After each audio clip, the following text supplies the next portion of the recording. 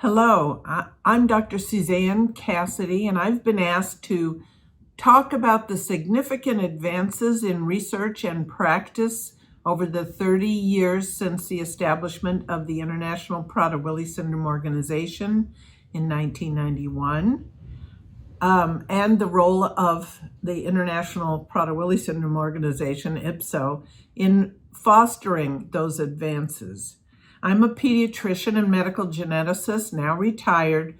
I still have a faculty appointment at the University of California at San Francisco.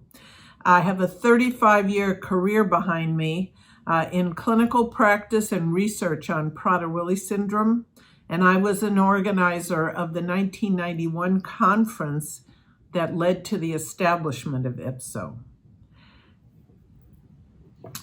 Before talking about the advances, we have to know where we started. So I'm going to talk a little bit about what we knew in 1991 about Prader-Willi syndrome. I see that time as an inflection point in our knowledge. It's a time when we were just beginning to really understand Prader-Willi syndrome and where it came from, what the genetic changes were. So it was a time of great excitement among those of us who were focused on this condition. In 1991, we knew quite a bit about the major clinical findings. There was still a lot to learn, but in 1956, Doctors Prader, Labhart, and Willi had described this syndrome and knew most of the major characteristics. But there were no diagnostic criteria established for making the diagnosis on a clinical basis. There was no consensus on how best to care for affected individuals, and the role of growth hormone deficiency, which has become one of the most important treatment manifestations, treatment methods, was just barely recognized, and studies were just beginning. The genetic causes of Prader-Willi syndrome had just begun to be unraveled. It was actually 10 years before 1991, in 1981, when the deletion, or a small missing piece of chromosome number 15, had first been recognized. This was recognized because of the availability of a new technique called high-resolution analysis, and it allowed people focusing really strongly on this region of chromosome 15 to see a missing piece that contained a number of genes. This was first published by Dr. David Ledbetter in 1991, and affects about 2/3 of people who have Prader-Willi syndrome. In 1983, a couple of years after it was first identified, Dr. Merlin Butler recognized that the deletion always occurred on the chromosome 15 that had been inherited from the father.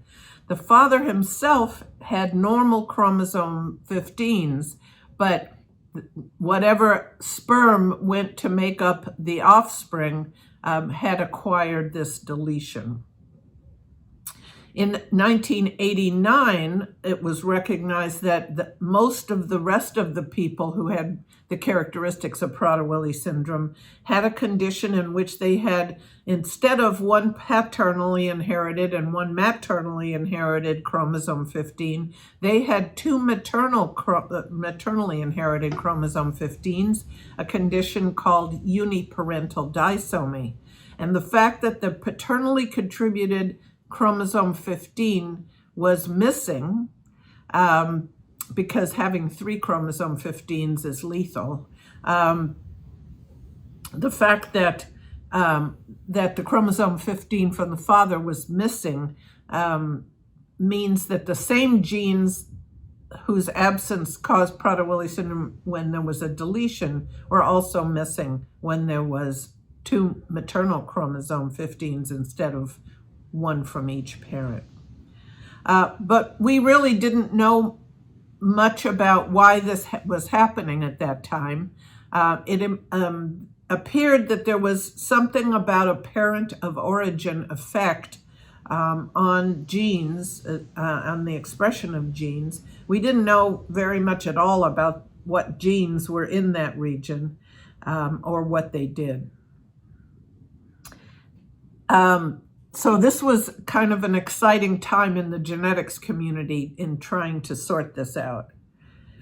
The genetic testing for Prader-Willi syndrome on a clinical basis was also in its infancy. That the deletion was available, testing for the deletion was available in a number of laboratories, but not very many, and not in very many countries. And the testing for uniparental disomy had not yet begun. This seemed like a very exciting time to try to bring together scientists and researchers from all over the world who had known of each other based on their publications, but really didn't know each other in any personal sense and hadn't had a chance to sit down and talk about their research to one another. And so I, wanting to set up an international conference and desiring to travel to Europe, contacted a number of associations in European countries and was responded to by the Netherlands Association that was willing to host the conference in their country. An organizing committee was established that included Jean Phillips Martensen, a parent of a son with Prader-Willi syndrome, who was the head of the Swedish Association for Prader-Willi, Dr. Louise Greenswag, a psychologist, a clinical psychologist who was doing research and had published on studies of Prader-Willi syndrome, and Dr. Suzanne Blichfeld from Denmark, who was a neuropediatrician interested in learning more about Prader-Willi syndrome and who had a son with Prader-Willi syndrome, among other people in the organizing committee. And I was able to obtain some funding from the North Atlantic Treaty Organization, NATO, that had a scientific series that they funded.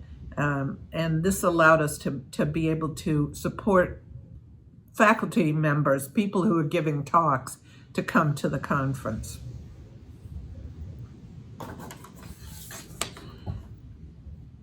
The first conference was attended by 200 people, which was very gratifying, from 22 different countries, included physicians, scientists, caregivers, and families.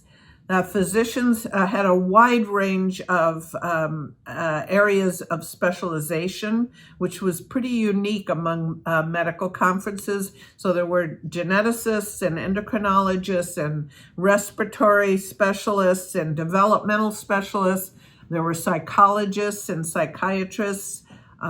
There were cytogeneticists, chromosome laboratory directors and molecular laboratory directors. So there was quite a diversity, and I've always believed that interdisciplinary approaches were the most successful.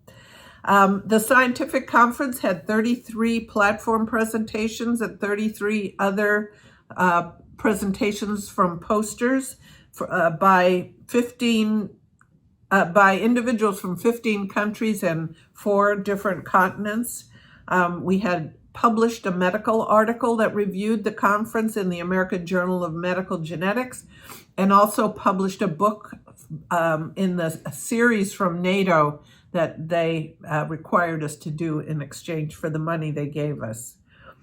The most important outcome, I think, from this meeting, besides the collaborations that were set up among the scientists, was the founding of Ipso, which was done by a group that met during the conference. And plans were set up for meeting again after this conference was over in about 3 years. So what were the benefits of the Ipso clinical and scientific conferences over time? We had many benefits. Rapid distribution of new knowledge among the scientists and clinicians, an exchange of ideas and of techniques to analyze chromosomes and treatment options to take care of patients. It was also a time when people could recognize what more studies were needed, and it prompted people to go in different directions.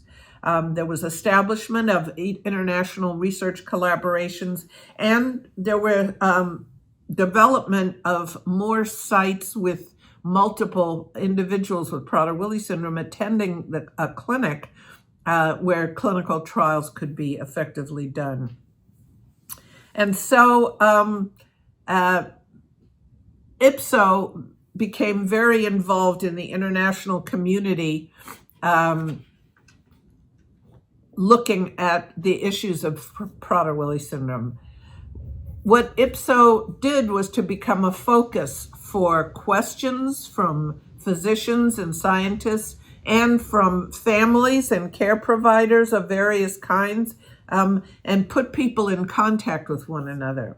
They established a number of groups under the auspices of the board of Ipso, and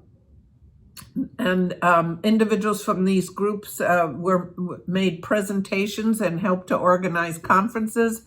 There is what is now called the Clinical and Scientific Advisory Board, with physicians and scientists from a wide range of specialties.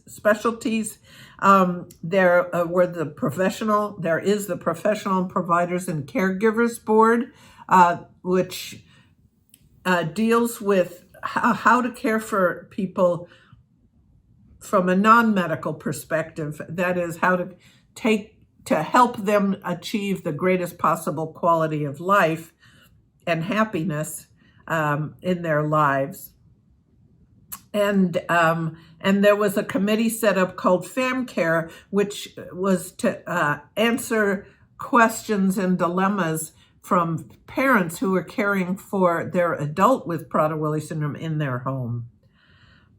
Ipso was also responsible for helping to develop written resources for scientists, clinicians, caregivers, and families. Currently, we've come quite a ways since that first meeting. Diagnostic criteria for Prader-Willi syndrome has been developed, published, and are established, and has led to a much earlier diagnosis, even at birth, and much earlier institution of appropriate management to provide optimal outcome. There's improved knowledge about clinical findings, about medical problems that can arise, and how to manage them. And this especially concerns growth hormone, but also many other areas of knowledge about Prader-Willi. For example, respiratory problems, gastrointestinal issues, mental health, causes of death and illness, and other kinds of hormone deficiencies besides growth hormone. There's improved understanding of the genetic changes that cause the syndrome. We still have a ways to go in understanding the genetic basis, but we now have much more accurate ways of diagnosing it, and understand a lot more about specific genes in the region and what they do, although there are still other genes that we still haven't figured out. We have a much improvement in diagnostic testing. We can now test for the deletion specifically and for uniparental disomy specifically, but we also have a test called methylation that will identify any cause of Prader-Willi syndrome because of the changes in the way the genes are modified. It's called methylation analysis. It doesn't tell you which specific type of change has caused the Prader-Willi, but it diagnoses the fact that it's Prader-Willi syndrome in all the cases. And Ipso has had a significant impact in this region as well. For people from countries that don't have availability of genetic testing, or for people who need genetic testing but can't afford it within their healthcare system, Ipso has formed a relationship with the Baschiotto Institute of Rare Disorders in Italy, and they will do the testing, and Ipso will pay for the supplies, but there is no charge to the families. In addition, that laboratory will help to train other laboratory directors in conducting the studies of the chromosomes and genes that will give the diagnosis through the methylation analysis. There's still much to learn, for sure, about Prader-Willi syndrome. For example, how does the absence or suppression of the genes within the critical region of chromosome 15 cause the manifestations of Prader-Willi syndrome? There's still much to learn there, and also what we can do to alter or replace those missing actions. This is done, we expect, through networking, grant funding, and conferences that are promoted or supplied by Ipso. There's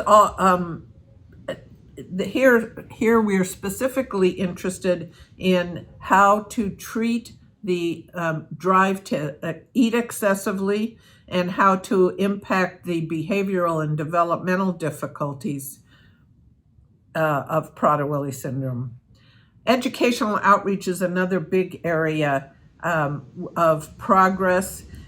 We need to figure out how to best reach and educate physicians, caregivers, and families, especially in countries that don't have their own associations to conduct these kinds of activities, and how to best reach people living in countries without Prader-Willi associations. So some of the things that we're doing, of course, we're going to continue the conferences every 3 years.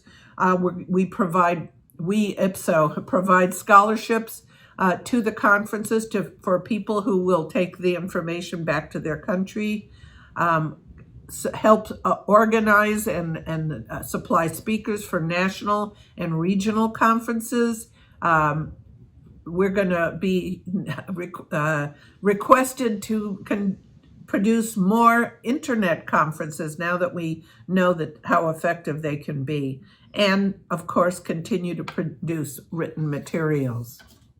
In conclusion, I hope I've given you a sense of why and how Ipso started, the status of our knowledge after 30 years, the role Ipso played in getting us to this point, and how Ipso can facilitate further improvements globally. Ipso was born at an inflection point in our knowledge about Prader-Willi syndrome, and when the cause and diagnostic testing were just beginning and to be understood, and significant improvements in managing the characteristic difficulties was occurring due to resulting greater interest from clinicians and laboratory researchers. Ipso not only reached out to countries around the world to improve knowledge and help bring interested parties together, but through these continued efforts, especially now that people have become more comfortable with information presented on the internet, I firmly believe that the future for people with Prader-Willi syndrome and their families will be brighter. Thank you so much for your attention.